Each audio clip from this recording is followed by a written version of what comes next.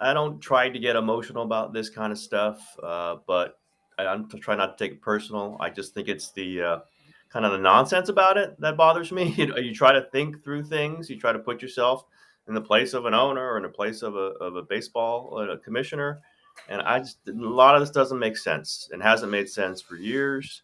Been following it for years, as you know, all the failed projects that John Fisher, the only ace, has gone through all the times. Listen, they need a new stadium. That's been understood for years and years. He's tried, but it just the the kind of shameless way he went about it. And I'm not saying that the commissioner and the other owners have to say, "Oh, we are above all ethical things. We're going to hold you to the highest standards." We know that it's for business. I get it. But even in the business world, even in whatever way you want to judge this on a practical way, this hasn't been done in any way that makes sense if you're following it. Just like, what do you care about? Do you care about having the best team, the best league, the best situation for fans you already have and have supported this team when it's cared about winning, which is not a lot over the years?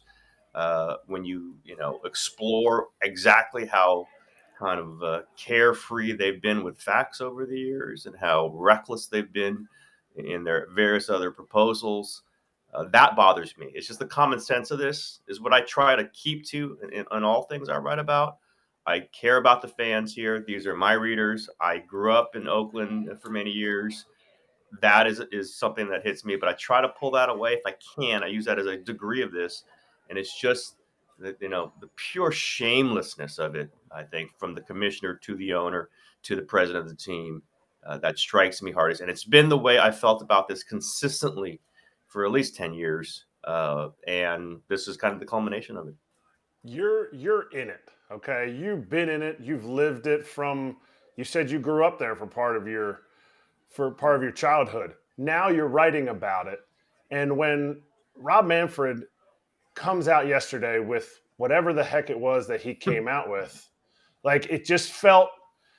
I'm not in that room. I read the transcript of what happened in the 22-minute interview, and tell me your feelings about it. Tell me your emotions about it, because I know I felt more angry. I wish I hadn't even read it. Like for baseball, Yeah. I'm just thinking about for baseball, not even baseball in Oakland or baseball fans, just for baseball. It felt like he was giving me an answer and then he was shotting me in the ribs. So how did you feel about it? Interesting that you put it that way. I kind of looked at it. I kind of stepped away and I said, "What would a baseball fan who is not emotionally invested in Oakland think about Rob Manfred saying, 'Oh, great, they had almost half an average attendance. That's great.'" Oh, It was for someone who's covered this. It was a direct shot at all attempts to keep the team and all criticisms of him, quite frankly, and all criticisms of his boss. That's what John Fisher is. It's never been more clear, right? That the owners are the boss of the commissioner. But I also thought, like, if I was somebody who didn't even follow this, that is transparently petty.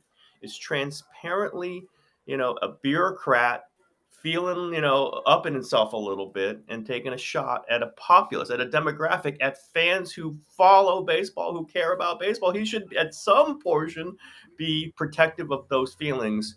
And Rob Manfred was going the other way. And I could not believe how transparent he was, even with my low expectations for Rob. I do think he's smart. This is part of my surprise through all this. I've talked to him. He's been on the podcast years ago. I don't think it's going to happen anytime soon again, but I think he's smart. I know what his job is, but so many other people are just better at saying, "I care about these things, but in this moment, we have to move on." Just say that. He was not capable of doing that without, yeah, as you said, throwing a dagger out there and having not even a subtle dagger.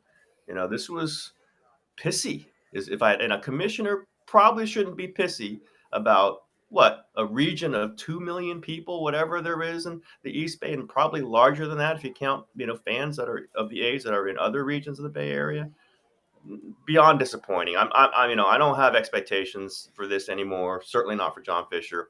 But that to me was just a signal for everyone else who might not have followed them through all their failed efforts in Laney College, in Fremont, in San Jose. I've named them a million times. They've said that Howard Terminal couldn't be the one. Then they said it had to be the one. Then they said Laney College is the one. Then they said the Coliseum. this has not been an Oakland thing for most of it. It's been a John Fisher thing, and Rob Manfred has been along for the ride, and now he's driving that bus. He's driving the bus to get the A's out, and he's using his, whatever the power of persuasion to show you that he didn't care a dang thing about actually getting it done in Oakland. And I guess that's sad. It's not surprising to me, but it's like he is just letting the world know where he was on this. And this is going to go down on his epitaph when he's the commissioner and it's over. He will be remembered for the way he handled this. And your reaction is so clear to me that this is the proper reaction.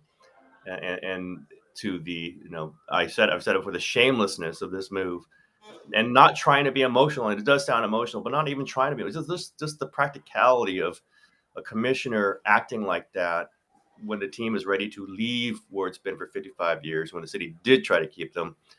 Pretty remarkable. Which part specifically in the 22 minutes made you the most angry? Was it when It, he laughed or when he contradicted himself? well, Or was there something else? Yeah, he contradicts himself all the time. No, it was the reaction to the reverse boycott. He had asked about that, 27,000 plus. Oh, yeah, okay, so they had half a, average crowd. Wow, that's great. Oh my gosh. It's the belittling sense, it's the, disdain he had for Oakland. Still has. Clearly has had for a while. That he couldn't even pretend to be kind of an honest broker. And then we know he's not, but to have any credibility, he's got to at least pretend or give voice to some portion of like, this is not good, that we're having a failed franchise with a failed owner run away in a desperate move that MLB set up for him to Las Vegas. Express some of that, right? Some of that, and going the exact opposite with that sarcasm, with that disdain. Again, I'm not surprised that this is the opinion of Rob Manfred. Certainly not of John Fisher. So we don't talk to John Fisher. And that is one thing Manfred has. He does speak to the media. I think he's alive. I've seen him. Can't say the same for John Fisher for many years, but it was just a little shocking. And I think that's the one that definitely picked up in the Bay Area. That's upset people, and just knowing people in the Bay Area and caring about people who care about the A's as as an entity, as something they brought their kids to, and they wanted their kids to come for years and years, and that's going to go away if they are approved for relocation. That's the part that pissed me off. That single part.